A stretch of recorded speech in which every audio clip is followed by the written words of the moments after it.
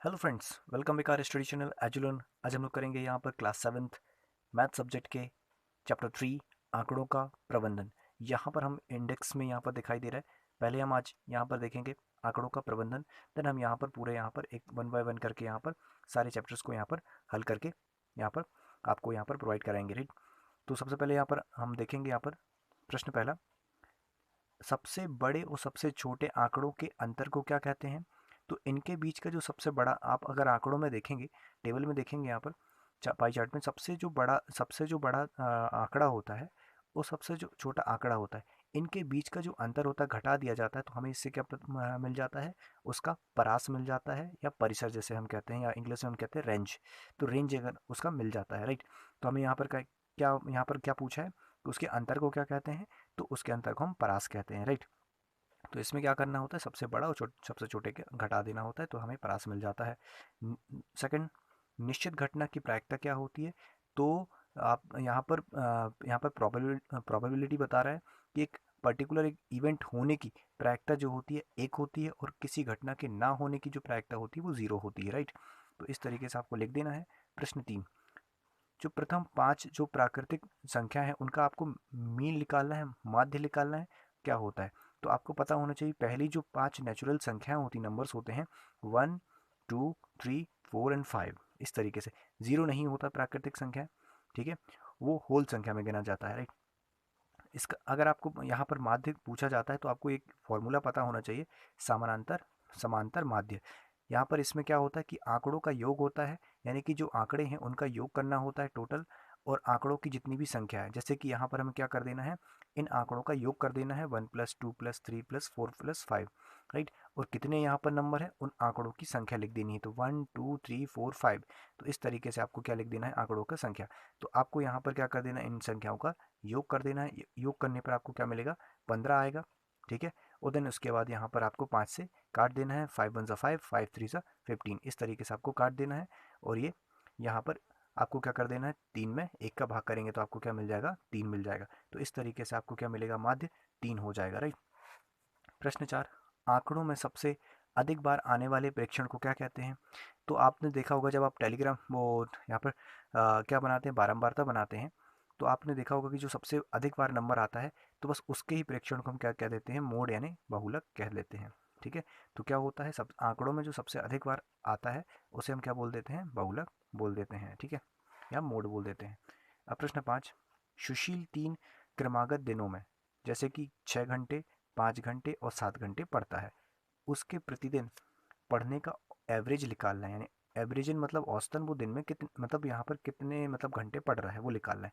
तो इसके लिए आपको पता होना चाहिए जो औसत समय यानी एवरेज का जो फॉर्मूला होता है, कुल समय बटे दिनों की संख्या। अब यहाँ पर कुल समय क्या है, यानी कि यहाँ पर एक दिन 6 घंटे पढ़ता है, दूसरे दिन यहाँ पर 5 घंटे पढ़ता है, तीसरे दिन 7 घंटे पढ़ता है। तो इन घंटों को हमें क्या कर देना है, कुल समय यानी कि जोड़ देना है। और दिनों की संख्या कितनी है, एक दिन जब वो 6 घंटे, एक दिन और दूसरा दिन और ये तीसरा दिन, तो कुल मिला के कितने दिन है, 3 दिन है। तो इनको क्या कर देना, ऊपर को यहाँ पर ऐड कर देना है। तो यहाँ पर क्या आ जाएगा, 6 5 और 7, इनको मिलाने पर 18 आ जाता है। तो 18 में आपको क्या कर देना है, 3 का भाग दे देना है, 3 1 3, 3 6 18, राइट।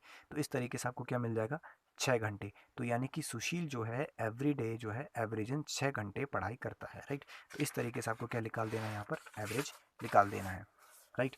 तो यहाँ पर प्रश्न 6, निम्नलिखित आंकड़ों का आपको बहुलक निकालना है, यानी कि मोड बताना है, राइट। तो अब यहाँ पर क्या बोला गया था, मोड किसे कहते हैं, जो आंकड़ों में सबसे अधिक बार आता है नंबर, ठीक है। तो जैसे कि अब हमें यहाँ पर अलग अलग यहाँ पर क्या दिए हुए हैं, नंबर दिए हुए हैं, तो सबसे पहले क्या करना है, हमें इसे आरोही क्रम में जमा लेना है, यानी छोटे से बड़े क्रम में जमा लेना है। तो 12 12 ये 2 बार आया हुआ है। देन 13 और 13 जो है, 13 और 13 ये यहाँ पर 2 बार आया हुआ है। और जो 14 14 14 यहाँ पर कितनी बार आया है, 3 बार आया हुआ है, राइट। तो देन उसके बाद यहाँ पर 16, और देन इसके बाद यहाँ पर 19। तो इसमें आपको जो सबसे अधिक बार दिखाई दे रहा है, बस वही आपका क्या हो जाता है, बहुलक हो जाता है, यानी मोड हो जाता है। तो सबसे अधिक बार यहाँ पर क्या, यहाँ पर बारंबारता हुई है, वो 14 की हुई है, राइट। तो इस तरीके से आपको लिख देना है। तो अब हमें देखना है यहाँ पर नेक्स्ट 7, यह निर्णय लेने के लिए कि अब कौन सी टीम सबसे पहले खेल प्रारंभ करेगी। मान लो एक सिक्का उछाला जाता है, तो उसकी क्या प्रायिकता होगी, आपकी टीम क्या प्रायिकता है कि आपकी टीम प्रारंभ करेगी खेल, ठीक है। तो जैसे आपने मैच में देखा होगा कि यहाँ पर क्या करा जाता है, यहाँ पर पहले सिक्के को टॉस किया जाता है, तो यहाँ पर क्या लिया जाता है, यहाँ पर जो यहाँ पर सिलेक्ट करता है कि टॉस या टेल लेगा, उस आधार पर यहाँ पर सिलेक्ट किया जाता है कि कौन सी टीम पहले बैटिंग करेगी या कौन सी बॉलिंग करेगी। तो आपको आपको पता होना चाहिए कि सिक्के को जब उछाला जाता है तो सिक्के में क्या होते हैं, या तो जब सिक्के को अगर टॉस किया जाता है तो दो पॉसिबिलिटीज़ हैं, राइट। क्या पॉसिबिलिटीज़ हैं, या तो वो यहाँ पर हेड आएगा या तो टेल आएगा, राइट। तो यहाँ पर आपको क्या होनी चाहिए, प्रायिकता जो है हमें निकालनी पड़ेगी, चित्त या पट यानी हेड या टेल आने की जो प्रोबेबिलिटी है वो क्या हो सकती है, अनुकूल परिणामों की संख्या बटे संभावित परिणामों की संख्या। अब संभावित क्या है, दो ही आ सकते हैं, या हेड आ सकता है या टेल आ सकता है। तो यहाँ पर क्या लिखेंगे, संभावित परिणाम कितने हैं, दो हैं, एक और दो, तो दो है। और अनुकूल कितने हैं, मान लो हमने निकाल रहे हैं कि चित्त आने की जो प्रायिकता कितनी होगी, वो एक है, ठीक है, एक ही बार आएगा, तो हमें क्या लिख देना है, एक बटे दो। तो इस तरीके से आपको क्या लिख लेगी, प्रायिकता जो होगी, प्रोबेबिलिटी, वो 1/2 होगी। तो इस तरीके से आपको बता देना है कि हमारी टीम पहले खेलेगी। प्रश्न 8, एक क्रिकेट खिलाड़ी ने 8 पारियों में निम्नलिखित रन बनाए। तो इस तरीके से आपको रन दिखते हैं। इनके रनों को आपको रेंज निकालना है, परिसर निकालना है। तो रेंज क्या होता है, आपने पढ़ा है अभी कि रेंज जो होता है सबसे बड़े और सबसे छोटे और सबसे बड़े का जो अंतर होता है, इनके घटा देना है। तो आपको क्या कर देना, आरोही क्रम में इन्हें जमा लेना है। तो 0, 35, 40, 46, 50, 58, 76 और 100। तो इसमें जो सबसे अधिक रन बनाए हैं और सबसे कम रन बनाए, उनको हमें क्या निकाल देना, अंतर निकाल देना। अंतर मतलब घटाना। तो 100 जो है सबसे अधिक रन बनाया, सेंचुरी बनाया, सबसे कम जो है 0 बनाया। एक मैच में उसने 0 ही बनाया, मतलब 0 पे आउट हो गया। तो इस तरीके से रेंज क्या निकल आएगा, 100 माइनस 0 यानी कि 100। तो इस तरीके से उस मैच का यहाँ पर 8 पारियों का जो रेंज निकलेगा वो 100 होगा, राइट। तो अब हमें नेक्स्ट देखना है। तो प्रश्न 9, 5, 6, 9, x 6, 10 एंड 11 का जो माध्य है वो 8 है। तो x का मान हमें ज्ञात करना है। तो मीडियम कितना है, 8 है। तो आपको पता होना चाहिए माध्य जो होता है उसका फॉर्मूला होता है संख्याओं का योग बटा कुल संख्या। तो जो माध्य क्या दिया है, पहले ही से दे रखा है यहाँ पर 8, ठीक है। और जो यहाँ पर कुल जो संख्याओं का योग हमें क्या लिख देना है, यहाँ पर 5 + 7 + 9 + x + 6 + 10 + 11 अपॉन यहाँ पर जो कुल संख्या है वो कितनी है, 1 2 3 4 5 6 7। तो यहाँ पर क्या लिख देना है, 7 लिख देना है। इनका जो टोटल यहाँ पर योग होगा वो कितना होगा, इस x को छोड़ दें यहाँ पर, तो यहाँ पर कितना हो जाएगा 48 प्लस जो x बचा हुआ है यहाँ पर हम लिख देंगे x बटा 7, ठीक है। तो यहाँ पर जो है अब हमें क्या लिखना है, इसी को यहाँ पर अब नेक्स्ट यहाँ पर ये लिखेंगे और इक्वल करके यहाँ पर जो हमारा इसको जो टोटल योग आया है वो यहाँ पर हमें उतार देना है अपॉन 7।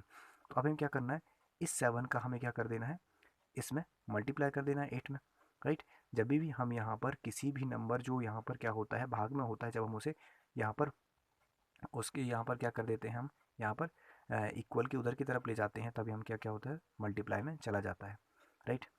तो यहाँ पर क्या हो जाएगा, 7 यहाँ पर आ जाएगा, राइट, मल्टीप्लाई में। तो 8 7 से कितना होता है 56 हो जाता है, इक्वल 48 प्लस x, राइट। तो हमें क्या कर देना है, यहाँ पर 48 को पक्षांतर कर देना है यहाँ पर, राइट। तो 56 माइनस 48 तो कितना आ जाता है 8 आ जाता है। तो x कितना हो जाएगा, यहाँ पर 8 हो जाएगा। तो यहाँ पर x की वैल्यू भी कितनी लिख ली, 8 लिख ली, राइट। तो प्रश्न आज का जो अंतिम क्वेश्चन होगा 6, विभिन्न कक्षाओं को जो विद्यार्थियों की संख्या नीचे दी गई है, इन आंकड़ों को एक दंड आलेख में बताना है आपको, ठीक है। तो जो कक्षाओं की संख्या है 5वीं 6वीं 7वीं 8वीं 9वीं 10वीं, ठीक है। इन 5वीं में 130 है, 6वीं में यहाँ पर 120 है और 9वीं में। तो सबसे पहले क्या करना है आपको, एक यहाँ पर क्या दो एक्सेस खींच लेने हैं। यहाँ पर जो इस तरीके से होता है वो एक्स एक्सेस होता है, यहाँ पर बाय एक्सेस होता है, राइट। तो यहाँ पर जो बाय एक्सेस पर होगा, यहाँ पर क्या करना है आपको, विद्यार्थियों के नंबर्स यहाँ पर बता देने हैं, राइट। और जो उस कक्षा में यानी कक्षा आपको यहाँ पर एक्स एक्सेस पर बताना है। तो यहाँ पर स्केल जो होगा वो आपको क्या लेना है, 30 ले लेना है, राइट। जिससे आपको क्या मिल सके, इन आंकड़ों को सही तरीके से यहाँ पर आपको मिल सके। तो मैंने यहाँ पर 30 का यहाँ पर लिया है स्केल, यानी कि एक यूनिट जो होगी, यानी कि आपको अगर हम ग्राफ के पेज में देखेंगे आप, तो यहाँ पर जो होगी एक खंड जो होता है, एक इकाई वो है, उसमें 10 लाइनें होती हैं, राइट। तो यहाँ पर मैंने कितना लिया है, एक यूनिट बराबर यहाँ पर 30 लिया है। तो जो पहली 5वीं जो कक्षा है उसमें यहाँ पर कितने हैं, 130 बच्चे हैं।